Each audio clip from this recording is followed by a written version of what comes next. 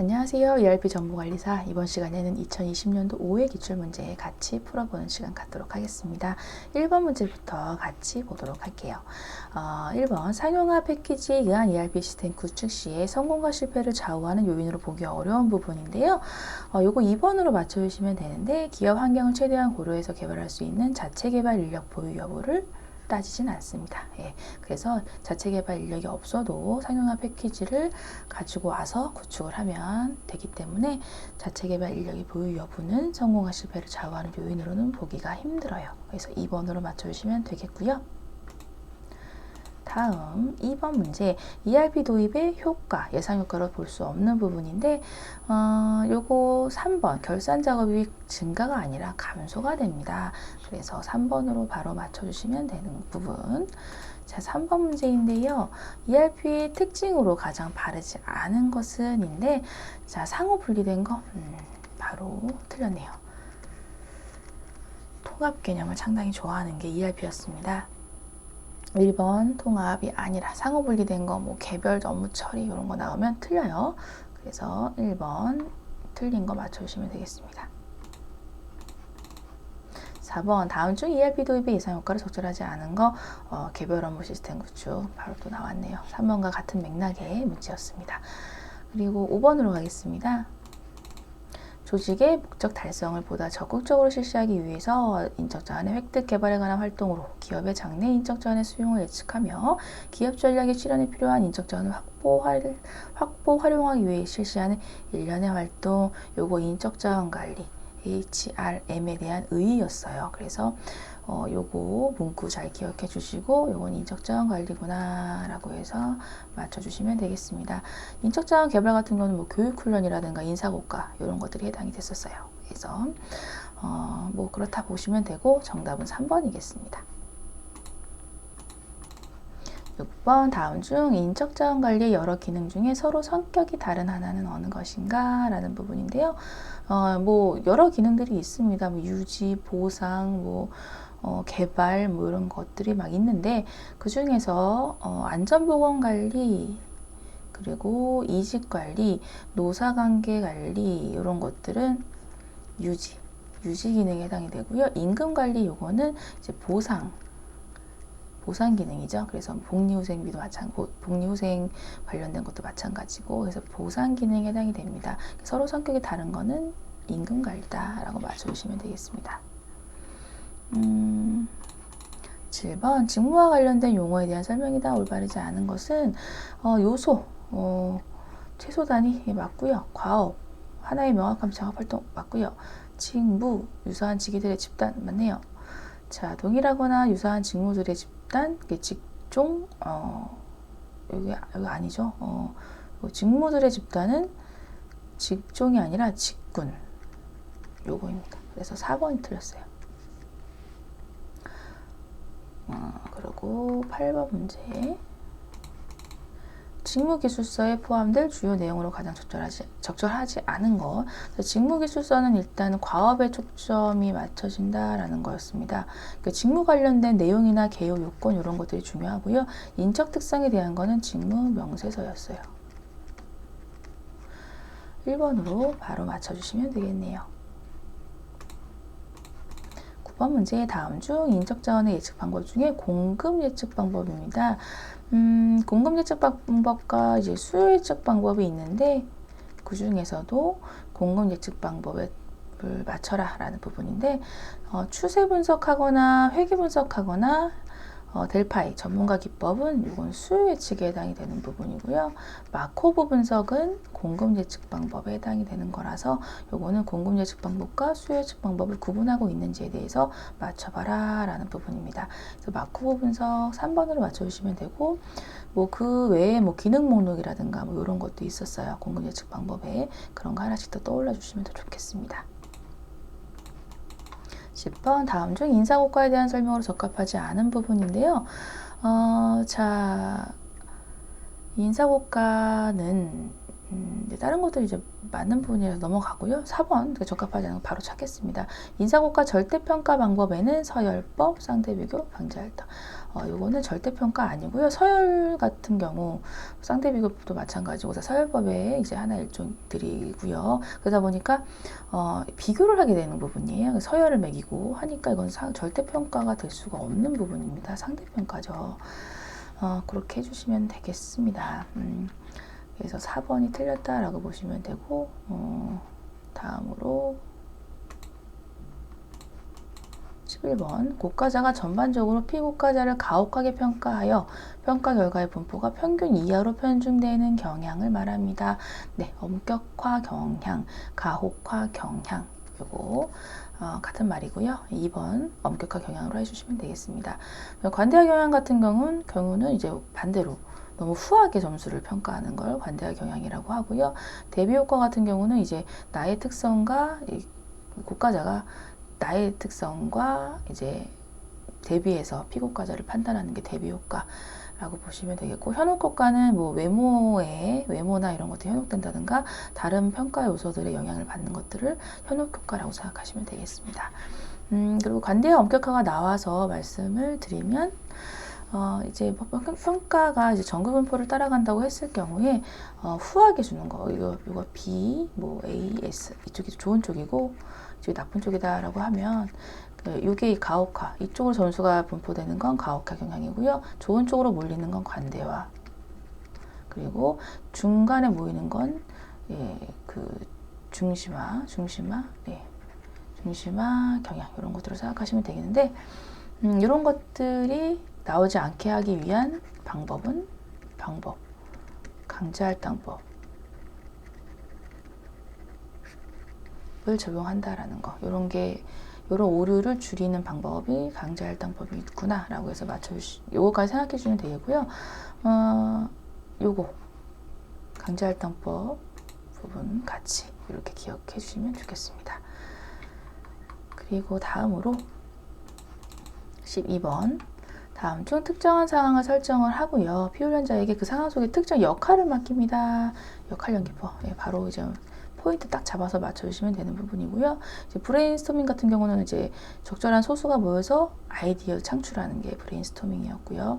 액션 러닝 같은 경우는 이제 뭐 혁신적인 교육 훈련의 뭐 제3의 물교회라고 불릴 정도로 그러한 그 교육 훈련 기법의 액션 러닝이고 실제적으로 이제 어떠한 문제를 해결해 나가면서 그 문제 해결 같은 거 능력을 키우고 이제 뭐 그런 것들이 해당되는 게 액션 러닝이라고 생각하시면 되겠습니다. 해결책을 마련하고요.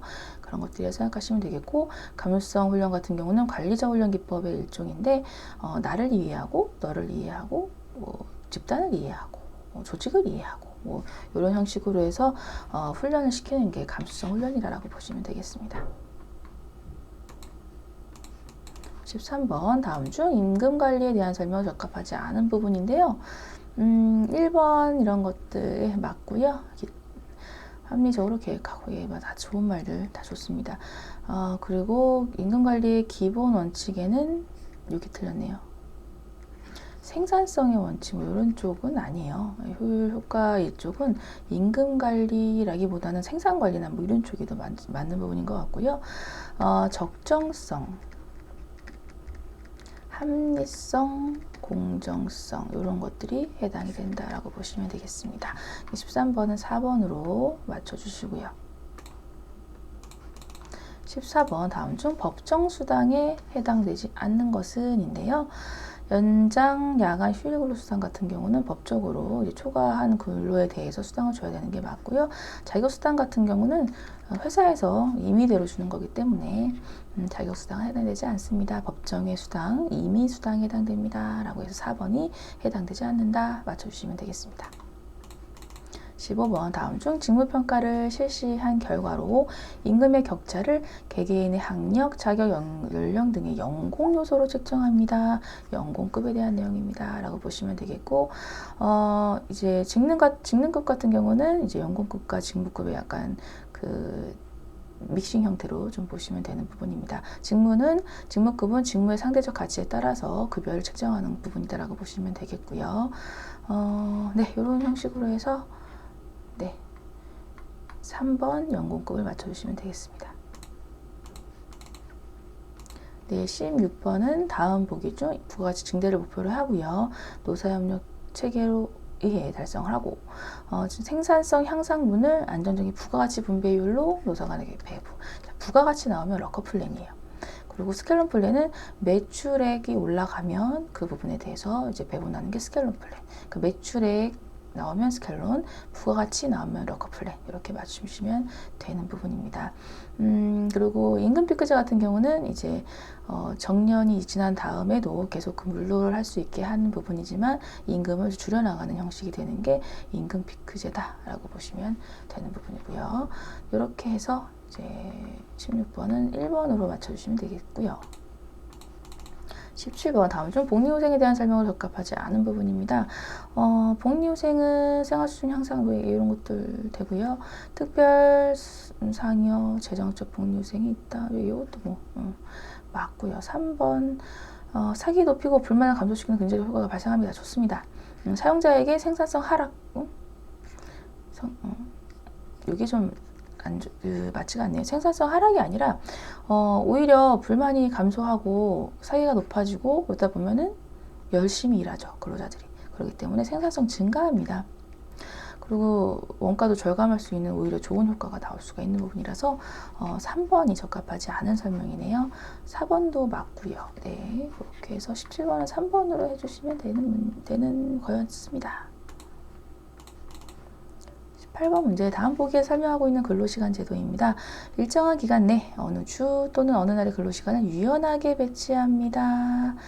일정한 기간을 단위로 이내인 경우 초과하더라도 연장 근로가 되지 않는 근로시간제, 요거 탄력적 근로시간제에 대한 내용이네요. 그래서 요거 2번으로 해주시면 되겠고 선택적 근로시간제는 개개인별로 시업 시간과 종업 시간을 개개인별로 선택할 수 있는 게 선택적 근로시간제예요.